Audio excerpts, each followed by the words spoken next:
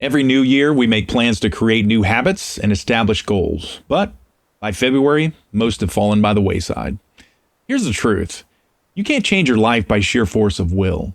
You can only change when you think differently. Now, behaviors and habits change when we start with our minds. So there are 4 books I read this past year that really changed how I think about the areas of money, self-improvement, and relationships. I'd like to share those with you.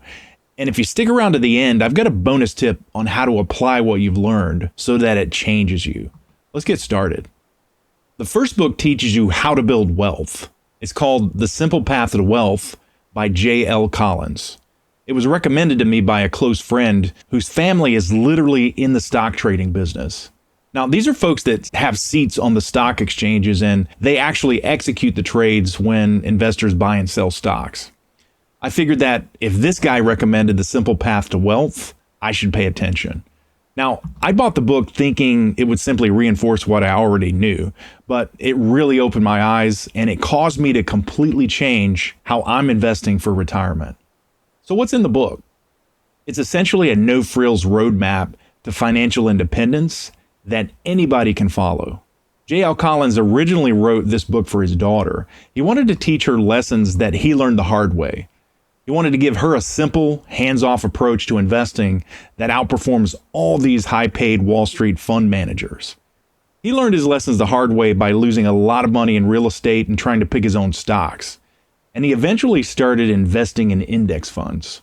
Now, at first glance, it just sounds boring, but there are some things in the book that he covers that I want to bring to your attention. He starts with the history of the stock market and the gains that long-term investors have realized even through the big crashes. He also talks about the money that we pay to investment advisors. It ends up adding up to a lot of money over the years.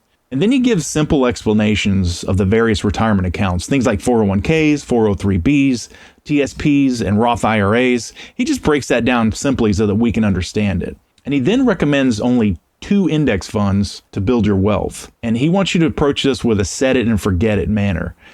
Now, here's one of the biggest takeaways from the book.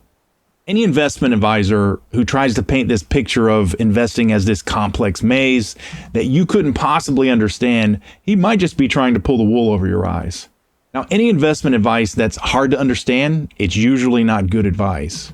And J.L. Collins, he just breaks it all down Barney style so that everybody can understand. The second book lays out concepts of mental mastery and how we can create a meaningful life. It's called Inner Excellence by Jim Murphy. To help explain a major premise of the book, I'd like to share a quote from Dr. Jordan Peterson. And he says this: "One of the things that personality and clinical psychologists know is that narrow self-concern and misery are identical."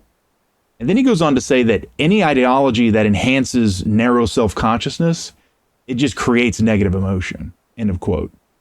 Now, Jim Murphy doesn't mention Jordan Peterson in his book, but he presents this concept as a very simple choice for everyone. We can choose a narrow self-concern and be miserable, or we can choose to live a life based on love, wisdom, and courage. He includes a diagram that he calls the life diamond, and it just lays out the natural outworkings of each choice.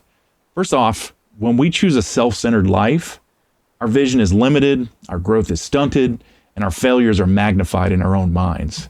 And from there, we just become self-conscious, and that causes us to constantly compare ourselves to others, and we become afraid of just not measuring up. And at some point, our ego gets amplified, and our identity gets wrapped up in things like our possessions, our achievements, looks, money, or maybe even our status. And then our minds start to toy with us. The inner critic emerges. It comes out, and we just endlessly focus on the past and the future. And the end of the road is doubt, anxiety, frustration, and ultimately, we're just living in fear. Now, by contrast, the second choice is a life lived with love, wisdom, and courage. When we choose this path, we engage others from the heart, and then our vision is expanded beyond our just narrow self-interests, and we become unselfish. At this point, our heart, mind, and body are all engaged, working together, and ultimately, we live for a purpose beyond ourselves. That offers us just a rich, fulfilling, and abundant life. And Jim uses that life diamond to give practical tips that I've incorporated into my daily meditations. I benefited a lot from this book, so I highly recommend it. The third book is about getting more enjoyment out of life. It's called The Inside Out Revolution by Michael Neal. Now, the core claim of this book is this: your experience of life comes from the inside, not from the outside. So in other words, it's your thoughts, not your circumstances, that create your reality. And he lays out some concepts here. First off, reality is driven by our thoughts. You don't experience the world directly. Instead, you experience your thoughts about the world. Now, the author disagrees with this outside-in concept where we think the outside world drives our feelings. He believes that it's our thinking that determines our feelings, whether they be positive or negative. The second concept is you can't become more peaceful or happy by changing circumstances. And chasing external fixes, they just don't help at all. Another concept here: thoughts are temporary and they're not who you are. The problem is not negative thoughts, but the belief that they define who you are as a person. You can't control what thoughts emerge, but you can stop believing that every one of them is true. Another concept here is that the author values insight over effort. And he points out that real change happens when we learn how our mind works, not through willpower or any mental technique. And then he summarizes it finally in 3 principles that he calls mind, consciousness, and thought. The mind, that's the universal intelligence behind life. Consciousness, that's your capacity to be aware. And then thoughts, those are the raw materials that create your personal experience in life. Now, overall, the book is just a realistic view of how our minds work. There's nothing magical or mystical about it. It's just really a common sense approach to dealing with mental turbulence and how we face anxiety so that we ultimately want to reach a deeper baseline level of calm. The fourth book offers up real strategies to heal, communicate, and connect deeply with our partners. It's about relationships, and the book is called Marriage First Aid, written by Bryce Kay. Now, there's a lot going on in this book, and it's very technical, but one of the most valuable concepts I learned is this: good relationships are not based on love. Instead, they're based on integrity. Now, most people think it's the opposite. They think that a good relationship is based on warm, sentimental affection, but scientific research proves otherwise. You see, affection is one result of a solid relationship, but the foundation is integrity. And here's how that works. If we want to have safety and bonding in a relationship, each partner needs to be solidly grounded within themselves in 3 key areas.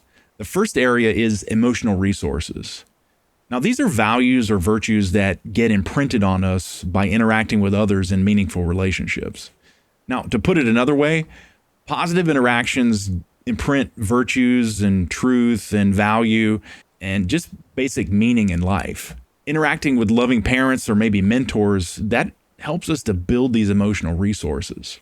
Now, people who've built their own emotional resources can deal with disagreements in relationships in a healthy manner, and they're not easily overwhelmed by circumstances. The second concept is integration. This refers to the different parts of our brain and memory system working well together in a coordinated fashion. Now, people who are well integrated have an ability to activate useful memories that they need for a particular situation.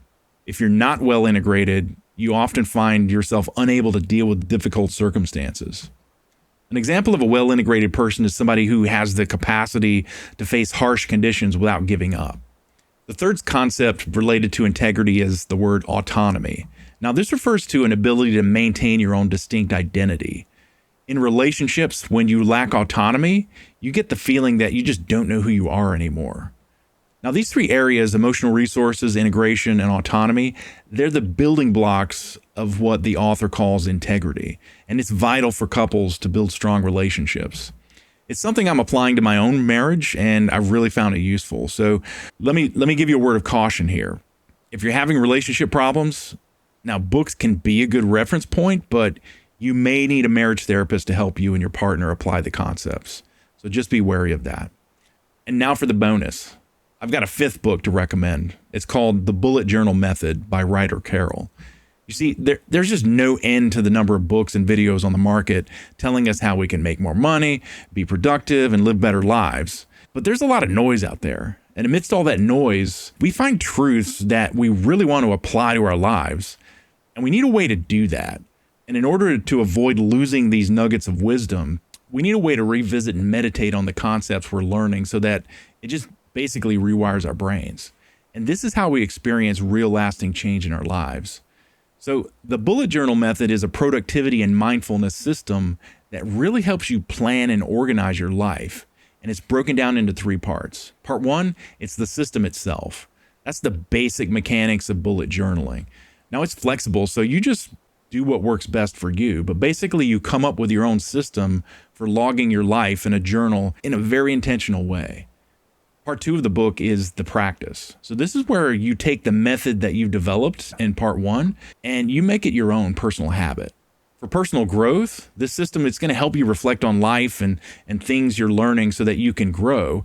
And for daily life, the system, it really helps you think and prioritize rather than just mindlessly reacting to everything. And part 3 is the art. Now, this is where the bullet journal method shines. It helps you create meaning in your life. And it just basically allows you to align your daily actions with your values and the goals you've set for yourself. And the net result is just you end up consciously designing the life that you want. Now, I've personally read the 5 books mentioned in this video, and together, they've changed the way I think about money, self-improvement, and relationships. Now, we're including links in the description here. Purchasing through these links, it helps us out at no additional cost to you. And if you've enjoyed this episode, please consider leaving us a review. From the Cluttered Path podcast, we wish you all the best and a happy new year. We'll see you on the path.